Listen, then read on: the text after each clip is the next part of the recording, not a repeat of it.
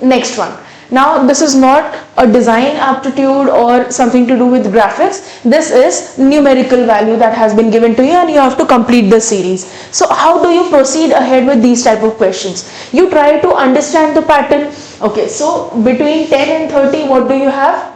You have 20. Then between 30 to 68, you have 38 and so on. If you look at the gaps in all of these, you will see that it's not following arithmetic progression, it's not following geometric progression, and it is not following any exponential projection. Okay, so what series or what pattern is there behind this is 2 cube plus 2. Okay, so 2 cube is 8 plus 2 is 10. This is the first one.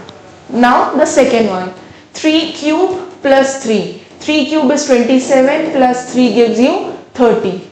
Okay, this is the second number that you have. Next, should ideally be 4 cube plus 4. Okay, so are we getting 68? Yes. 4 cube is 64 plus 4 is 68. So it is confirmed that it is following this pattern.